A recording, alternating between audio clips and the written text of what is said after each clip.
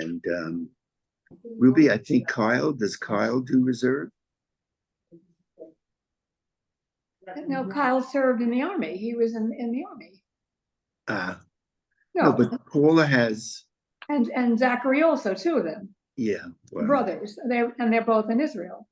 And it's not over yet. I don't know if you saw this morning, they cleared to announce 2 more soldiers lost their lives. They were in a building in Rafah in southern Gaza, and it collapsed. So 2 lost their lives, and it's I get teary when I think of it, because it just goes on and on and on. Although when one thinks about 6 months ago and now, we're in a very different place. We've incurred great losses, but Israel has done, I mean, fighting for the West as well, fighting for America. The whole Iranian axis seems to really have been so very, very weakened. But back to our Torah, which is what we want to get to now after spending a half hour schmoozing. It sounds like I'm coming to a Bet Midrash and I'm learning. And before we would start learning, Chavruta studying one-on-one, we would, just talk about our families. And that was Rav Avi, this is Bert. Before you start, I wanted to let you know, I don't know if you knew that Thea Resnick broke her arm. I didn't know that. Wow. Yeah. So I thought you might want to be in contact with her. No, thank you. How did she do that? I have no idea. I didn't think to ask. I just wished her a refuah shlema when I found out about it. Thank you. I go back with Thea a long time, very long time. Rav Avi, it's Judy. May I tell you some good news? I was telling you the story about the front row was $5. And then depending upon how much further back, the price went down. And the back row was $1. And of course, I always used to sit in the back. I wasn't that interested in what was going on, although my father kept pulling me to be standing near him. And I once said to my father, I said, Abba, you have it all mixed up. The front row should not be $5. It should be $1. And the further back you go, if you're in the back row, that should be $5. That would really go very well. So I remember my father when he used to have an appeal, and people used to call out $10, $5. And there were some people who would call out anonymous. And my father always used to say, anonymous, unanumen. He took the English word anonymous and he framed it as a Yiddish word, unanumen, without a name. Just like he used to also say, if you went to the minyan, he used to call you not a millionaire, but a minionaire. You were a minionaire. Tova, do you remember that Rabbi Joseph Luckstein? Yes. He needed to get a minyan. You know what he used to call it? Jury duty. Oh, J-E-W-R-Y, jury duty. That's when it was very hard to get a minyan from the. Yeah, well, now I'm sure it's much easier, but yeah. Anyway, so this session, Lance, if I were to give it one name, I would call it Un Anomen, without a name. And sometimes the most important person is the one who is nameless. The nameless person can make the whole difference. And what I'd like to do is trace. Yes. Isn't that the Ish? Ish, absolutely. Excellent, Lance. That's an Ish. And when you come across a personality in the Torah, and the personality has no name, the Torah is full of names, and suddenly it's an Ish, it's unanumen, I think one's initial reaction would be, well, how important could this person be? This person doesn't have a name. And I have certain rules when learning Torah. One rule is, whenever you see in the Torah somebody without a name, that could be the most important person. The person who is nameless could be making a contribution that is critical for whatever is unfolding. Absolutely. Rav Avi? Yes. Who wrestles with Jacob?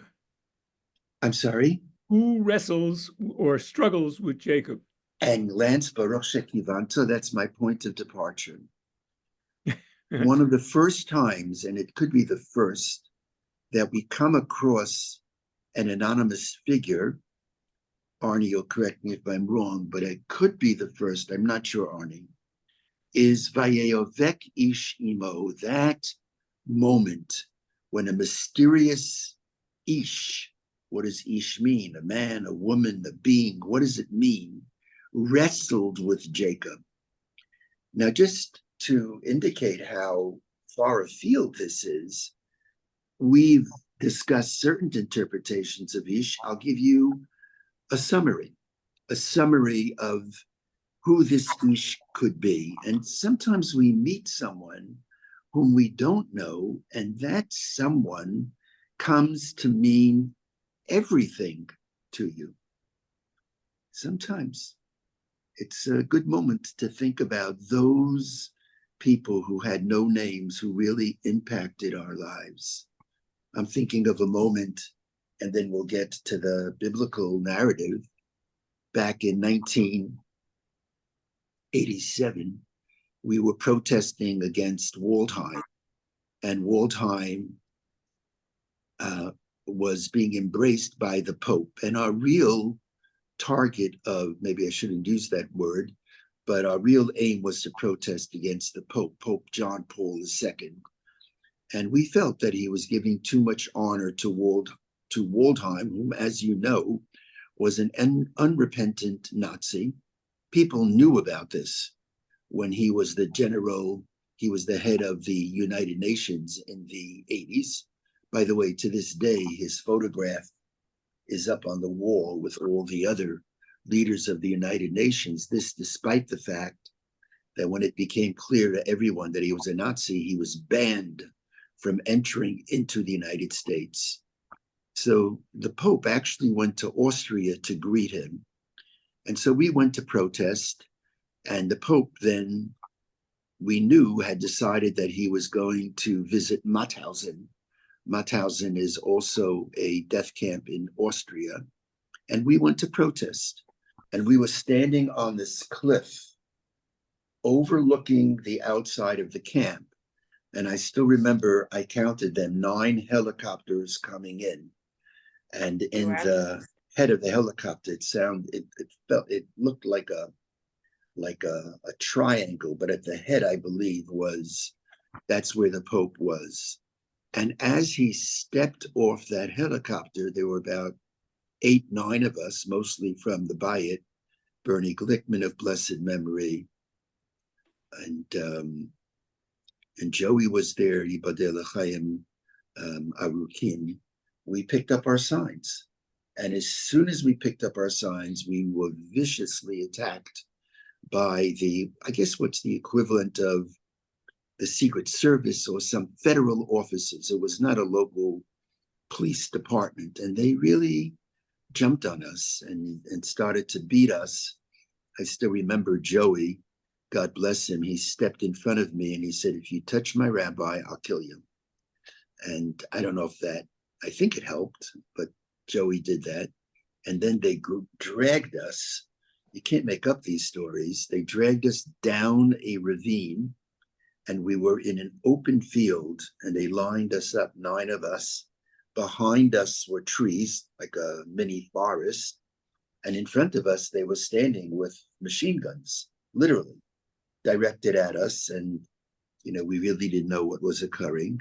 So why am I telling you this story? It was a frightening moment.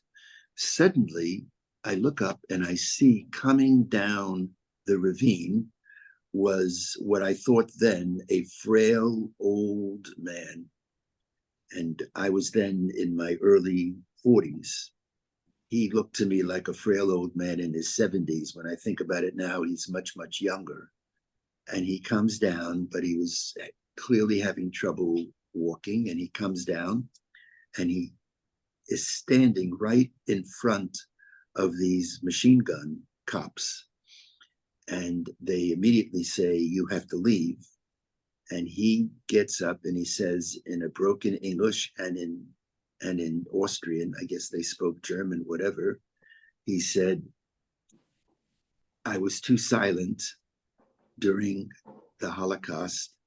I heard on the radio what's happening to these people, and they're doing the right thing, and I will not leave this spot until I know that they're safe, and I don't trust any of you. He turned to these Austrian officers. And I actually wrote his name down because I was so taken. What happened was that as soon as the Pope left, they left us there, and I just embraced him, and I lost the piece of paper. But what I do remember is that he was a professor of psychology at Linz University. Now, Linz is not a good town for us because that's where Otto Aish, Hitler Yamach Shemo, actually grew up, in that town. And I remember saying to him with deep emotion, and as I remember it, I say it with even more emotion, I said, you're our Elijah. You came from nowhere. I don't know you. You really don't know me. You don't know any of us. And to this day, he's my Ish. He is the person who made a big difference, not only in that incident, but he got me understand that even the Austrians, that I was very upset with them, they voted for Waldheim, that they were Austrians who had a big soul, who were good people. And it's an interesting exercise to think about individuals whom we met, whose name we don't know, but made a very big difference. Another story comes to mind. I used to do clergy first responder in many situations, but there was a plane, I think it was flying from JFK or LaGuardia, and it was flying to the Caribbean, and it went down. It's actually a pretty well-known story. This goes back 25 years ago. And I remember rushing to the hotel. It was, I think, the Ramada Inn. I think it was near Kennedy. And in those days, in order, they would have to ascertain, the families would come running to see whether their beloved ones were on the plane because they had heard the news. And it would be carefully checked out. But before the family was informed, the rule was there had to be a clergy in the room. So I'm a clergy and I'm in a hotel room. Again, I wish I didn't have to be there, but that occurred, and I had the zechut, as Lance would say, the schus, to be there. And I'm standing there and the family is there, and they say there's a clergy here. They were clearly Christian, Catholics, I believe. But he said the rabbi's here, and he told them that their family indeed was on the plane. And they broke down and they ran out of the room. And so I went after them.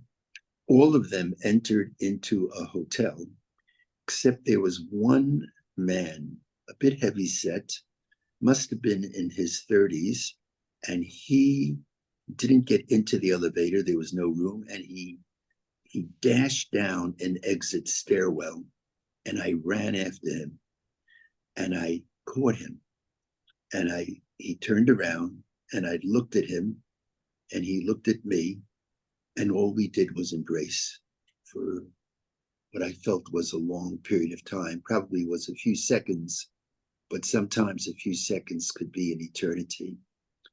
And in his own way, I think about him often, this anonymous person whom I don't know who he was. I don't know his name. He doesn't know my name. But we hugged each other at that moment, and that was a difference. So to the narrative, Vayavek ish imo, the rabbis ask, who was that ish?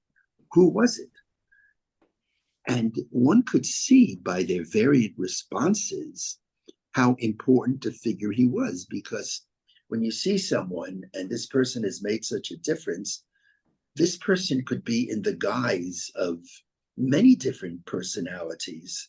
So, for example, some rabbis say, who was the Ish? It was Jacob's inner conscience. And he was struggling with himself. And as he's struggling, he was asked by his inner conscience, what is your name? And he responds, my name is Jacob.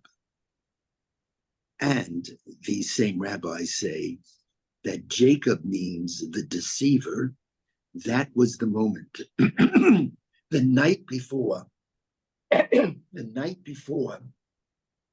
Jacob was to meet Esau, whom he had deceived.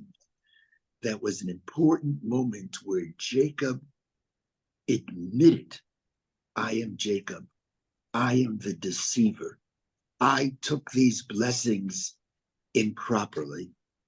And not coincidentally, his name is changed from Jacob to Israel, Yisrael. And Yisrael comes from the word Yashar, Yashar El, to be straight. That was the beginning of his process of repentance. The deceiver made an admission, I am a deceiver. Recognition of the wrong and articulating the wrong is important in repentance. I am the deceiver. He was on his way to becoming Yisrael. There are others who suggest that who was the Ish? It is the symbol of the enemy of the Jewish people, the enemy who fights us. And according to this rabbinic teaching, which is cited by Nachmanides, who lived in Spain in the 12th century, 13th century, 1194 to 1270, he says something fascinating.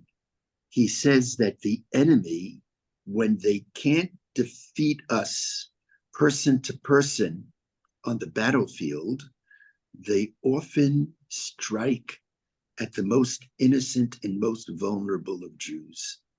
They strike at our children. And that's how this Midrashic teaching understands that this enemy, which they understand the Ish to be the enemy of the Jewish people throughout the millennia, strikes at the loins of Jacob.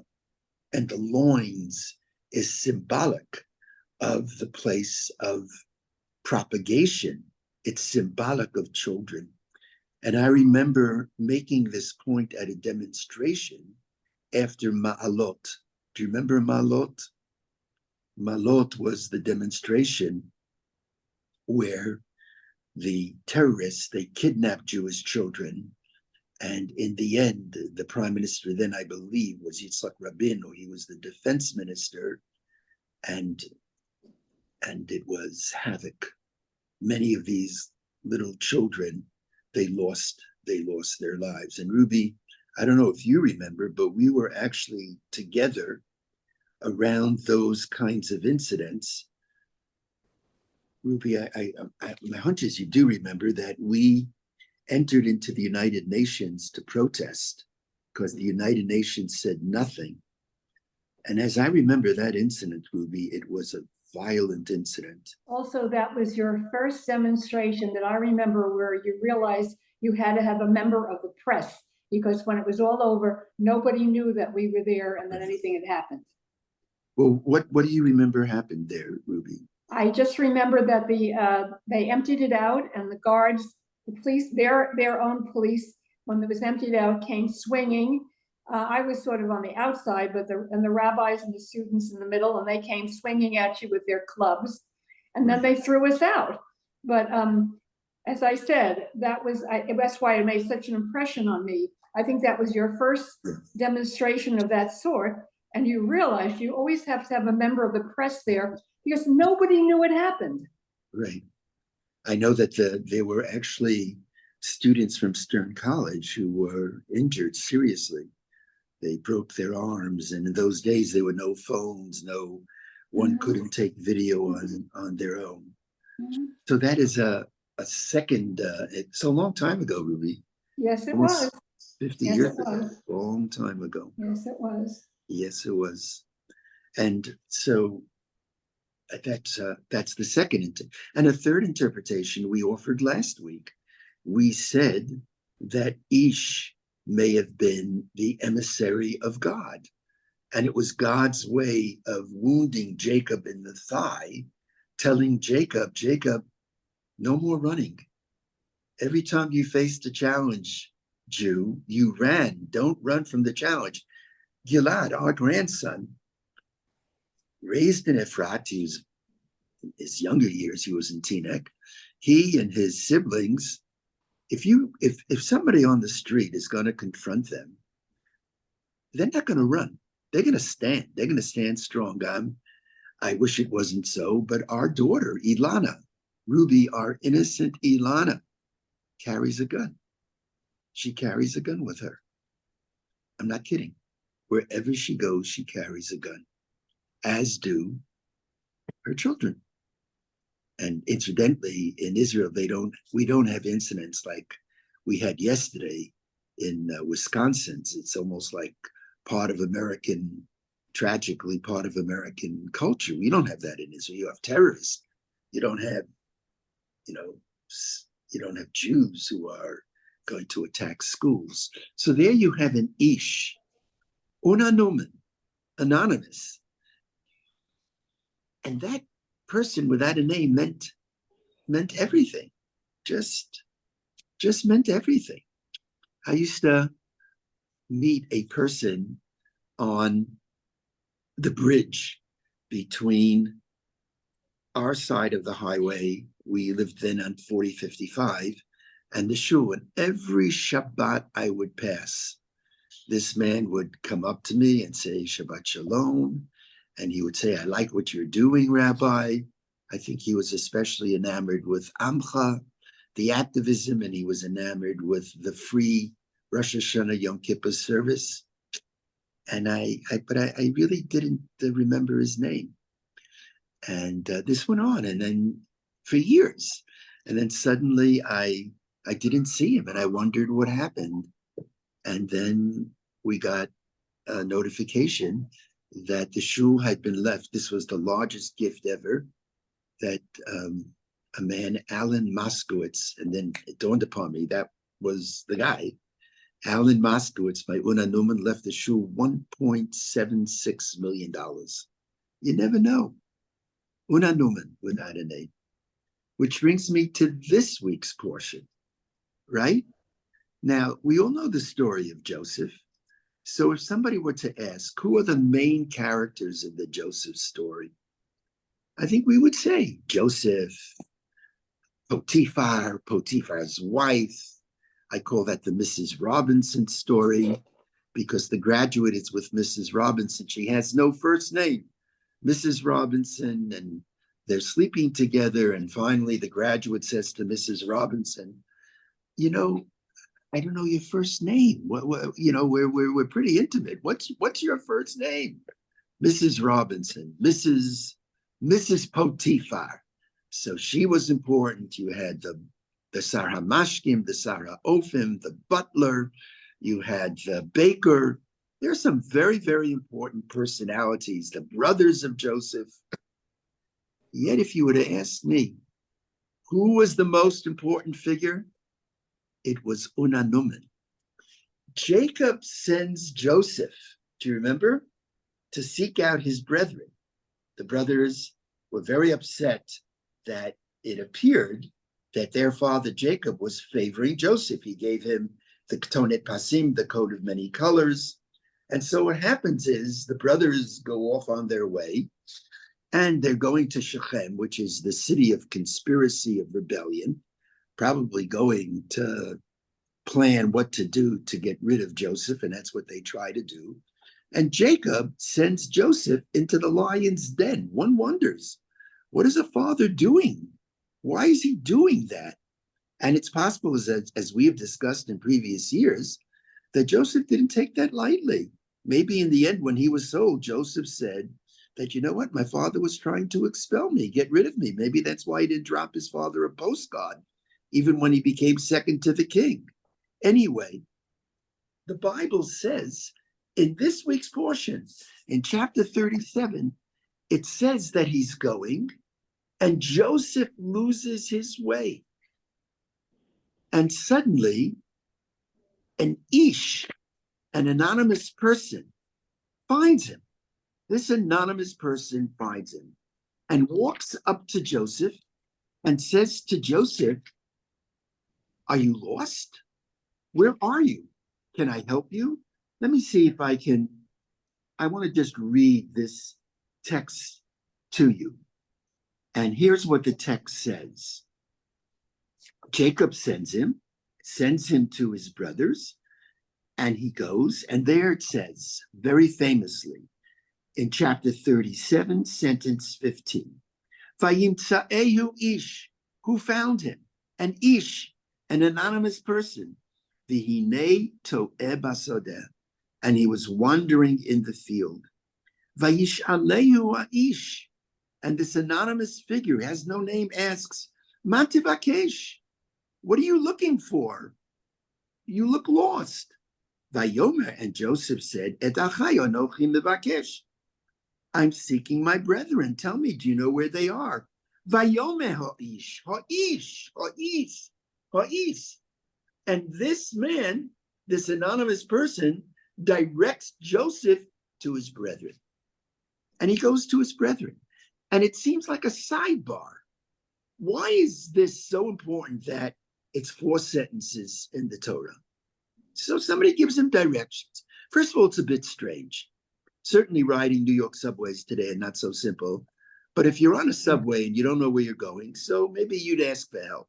But if somebody walks up to you and says to me, oh, you know what, you look lost, can I help you? Many people would run the other way. Oh my God, that's what's happening here. Joseph is lost and he doesn't seek out this anonymous figure. The Ish sees him wandering and says, hey, I see you're wandering. Are you lost? Can I help you out? Now, it seems to be so secondary, not worthy of mention. And yet, let's think about this. Were it not for this Ish, Joseph would not have known where his brothers were. And if he would not have known where his brothers were, he would have never been sold to Egypt. And were he not sold to Egypt, he never would have become the second to the king, yada, yada, yada. So this Ish, who seems to be a nothing, was the everything. He was a key figure. You never know. You think you have no name. You think that what you're doing is nothing, and it's everything. I always tell the Chevra in Garin Sabah, I served as the rabbi. I don't believe I'm going to continue doing this because one of the individuals preparing to go into the army, that's what Garin Sabah is. It tries to inspire young men and women to go into the army, is Idan Alexander, who has not been heard from. He's a hostage for 450 days. It's coming on 450 days. It's a big responsibility to do those kinds of inspirational type of seminars. But I always tell them, I know many of you want to be fighters, but whatever you do in the army, it could be anonymous. You may be anonymous, and what you're doing may seem to be insignificant, but it's so important. They tell a story about a naval pilot who was a heroic American naval pilot who had jumped from parachutes hundreds of times. And after he had finished his career, he was given a great honor in, I think it was in Middle America somewhere. And he stands up in front of thousands of people and he says, I appreciate the honor, but you should not be honoring me. There's someone in this audience who deserves the honor. And he calls this Unanumen, the person, they all knew the naval heroic figure's name, which I forgot, but the person whom he called up, no one knew his name. And he said, you are the most important figure. And he looked at him, what are you talking about? I never jumped out of a plane. He said, you were responsible for leading the group who folded my parachute and had you folded that parachute incorrectly once, I would not be here today. Unangenommen. And moving forward, there's one other unangenommen, and that is when Moses goes out to see his brethren, and it says, a little bit more complicated, Vayar ish mitzri make ish ivri be'achav. And Moses sees an Egyptian smiting a Jew. And then it says, chapter 2, sentence 11 in Exodus, right around there, Vayifen ko vacho. And he turns to this side and to that side, Moshe does, Vayar, and he saw, ki ein ish. No one was around. Not even an anonymous figure would come to help the Jew. Not another Jew would come to help him. Certainly an Egyptian wouldn't come to help him. Vayar ki ein ish. There was no one like that professor of psychology who came down the hill. There was no unnamed person in each of our lives. I'm sure you're thinking, you may be thinking of someone whose name you don't know, but made the whole difference. Vayar ki ein ish. And Moshe stands up, Vayachet HaMitzri, and he defended the Jew by stopping the Egyptian. What Vayach means, what that verb means, it's not clear really. It's not clear, and that's for another time. But in the ethics, book of ethics, it says, B'makom she'ein ish, in a place where there is no man, in a place where there is no woman, in a place where there is no person, in a place where there is no ish, b'makom she'ein ish, hishtadel liyot ish. We tried to be that ish, the anonymous figure. And so just the arc of nameless people in the Bible, it's fascinating because the book of Exodus in Hebrew is Shemot, a lot of unnamed people in the beginning of that story, because sometimes the most important name is the name we don't know. Like my father would say, anonymous, unangenommen, unangenommen. You saved the day. I'm gonna stop here and get your input. Tova?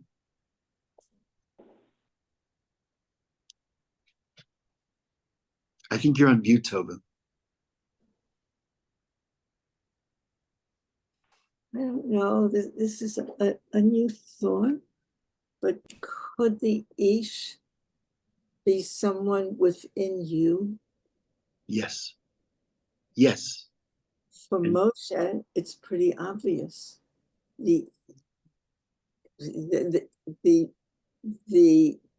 memory that he had, that his mother taught him, that he was a Jew, came up at that moment. And for Yaakov, his mother always taught him, because she knew before he was born that the younger one was the one who was going to be the spiritual heir. And so I think even with Yaakov, with the Ish, I think it was his own realization that he was really Israel. Yeah. And he had to act as in that capacity, not, Right. Thank you. Beautiful. It's an interesting exercise to think who would be the Elijahs in our lives. Ruby, please. Okay, if there is an Ish in my life, if there is, what came to my mind is that would be my inner conscience. Yes. That's the only way I could define it. I don't see it as a figure. I don't see it as a person. I don't see it as an Ish, but that would be the closest I could come to it. Mm-hmm. I think, Ruby, I agree. So you're on the same on the same rainbow. Beautiful. But is there someone, Ruby, in our lives, somebody other than ourselves, who just happenstance touched our lives, and we don't know who it is, but made a great, great difference. Okay. Yeah. That's it. Arnie, did you want to say something? Yeah, I have some musings that go in maybe a different direction. This Ish in the Joseph story was instrumental in the family going to, in Joseph going to Egypt, and then the family going to Egypt, and then the slavery ultimately happening. Now, God ordained the oppression and suffering, but maybe it would have happened without it being the result of a dysfunctional family. So, in a way, I'm wondering if the Ish was really such a positive influence in the story. Mm. Maybe the story could have taken a different turn. And talking about the Exodus, Pharaoh is a title. None of the pharaohs in Genesis or Exodus are ever named. They have no names. So there's another Unanuman, if you will, who's, certainly in Exodus is not a positive figure. All comes from God, but the Pharaoh is God's opposite in the Exodus story. He thinks he's God. Anyway, I'm just musing about this stuff that the Ish, No, the unnamed person, is not always necessarily a positive figure. I actually love that, Arnie. As usual, just such a creative thought, and I think that's it. It's to you never know, the Ish, the anonymous person who we meet, could make a difference in the most positive way, but could also make a difference in the most negative way. And I think I'm trying to broaden out Unanuman, not only to mean the person whose name we don't know, but even if we know the name, but the person is not known, Can I just add one thing? or the act that this person has done seems to be so minuscule, so whatever. You never know. I know. I'm thinking of Eddie Jacobson, Harry Truman's buddy, who was instrumental in getting him to recognize Israel right away. Correct. Absolutely. That's so true. That's the Truman buddy, right? Mhm. Absolutely. You never know. You never know. That's what it says. Be careful with every deed. You never know what can make a difference. It can make life onerous. You got to live. But I know when I used to travel and around the country, and somebody would come up to me and said, Rabbi, I was a student of yours, and there's something you did or said that made the whole difference. When I was a younger rabbi, my chest used to be, wow, I made a difference. But when I got older and I think a little wiser, and someone said that to me, Arnie, my heart dropped. Because when this person said there's something you did or said that made a difference, I said to myself, boy, I hope it was for the good and not for the bad. I'm recalling now a story when the shul was first started. We were in the Whitehall building. Anybody I saw in the street, I would invite to our house. For Friday night, Shabbos, we had like packed meals. I didn't even know who I was inviting. Sometimes they would come and I didn't know. But we somehow made it. And there was a woman who I had invited, but we were packed that Friday, and she called Friday afternoon, and she left a message. She's coming, and I don't know what made me do this, but this is a long time ago, and I still remember. I called her and I left a message. In those days, you could leave a message, and I said to her something like, we're so over the top. We can't do it this week. Let's do it another week. And that was that. And about a week later, I got a letter from her. In those days, no emails, an actual letter with an envelope that you had to open up. And I carried Arnie, her letter, with me for many years. And in this letter, she said, I know you only meant well, but when you, a rabbi, invited me, I just like, wow, that has never happened to me. And I'm struggling with life. And for the first time in many, many months, I went to the beautician. I got my hair done. I remember writing this. And then she said, I'm so very disappointed in you. I carried that around for a long, long time. You never know. You never know. You just have to, we all have to do the best we can do. Anyone else? Yes, may I offer something, Rav Avi? Yeah, of course. Is that Judy? Okay, I don't know if I learned this elsewhere or it just came to me. The word, between the word Aish and Ish is just the Yud for Hashem. Right. So between fire and man, Hashem is there to help us from the fire. Yeah. Yeah. Yeah, that's what they say about marriage, right, Judy? Ish Amazing. and Isha. Right.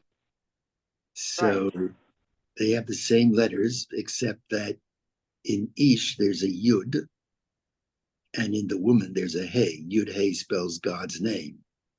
And so they say, if you have the Yud and the Hey, the marriage will be beautiful. But if you don't have that, and the love falls, it's going to be a relationship without the Yud and the Hey of Ish.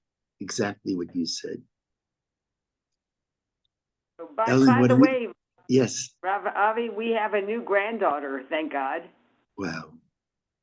Yes, Just her beautiful. names are in English Madeline James, and in Hebrew Meira Nessa, after the Ness of Hanukkah. Wow. Wow. And Meira, we need light. Amen, right. Good. Rav Avi, I have 3 points, if I may. Yes. Okay, number 1, it was Clark Clifford, the non-Jew, who convinced Truman. Number 2, I want to quote from Genesis 32:30. And Jacob called the name of the place Peniel, that is, the face of God. Yes. For I have seen God face to face, and my life is preserved. And Exodus 33:11. The Lord would speak to Moses face to face, as one speaks to a friend. No, there's something to that, Lance. Look, that's the other side. I mean, going all the way back, we did it then when I was the rabbi in a very clumsy way, but I used to ask people to wear name tags. I wanted everybody to know each other's name. And in fact, the great J.J. Greenberg, that's Yitzhak Blue's son, who lost his life in a terrible accident in Israel. He was on a bike and a truck, the mirror of the truck hit him. And he was wearing a helmet, but he lost his life. But he was just a very unusual soul. And he started a campaign after 9/11 that all New Yorkers should have a name tag, should have their names. And Blue often talks about how she got very worried about it, but that's very beautiful. That's the other side. That's why years ago I asked, I don't like being called Rabbi Weiss. I like Avi or Rav Avi. And first name, closer. That's a concept of the Bayit, which is the whole concept of of family. That's the idea. Rav Avi, Yeah, in my whole life, I have only met one rabbi who hugged me as I left the sanctuary. Who's that? I don't know. You. You don't remember? Right? Yeah, of course I do. Yeah. Yep. I don't know. Today's class was just emotional for me. Not sure why, but it was. Anyways, it's good to see everyone. Ruby, enjoy Florida. And Estelle, we have those books for you. Thank And you. anyone who's not gotten the set, who wants the set, including Rona, we can send it to you in Rochester. Don't hesitate. And Anna, wherever you are. So please don't hesitate. So be well, everybody. Sending my love. Love I you. am. Thank you. Shalom. Shalom. Hello. It's over. Huh? Yeah.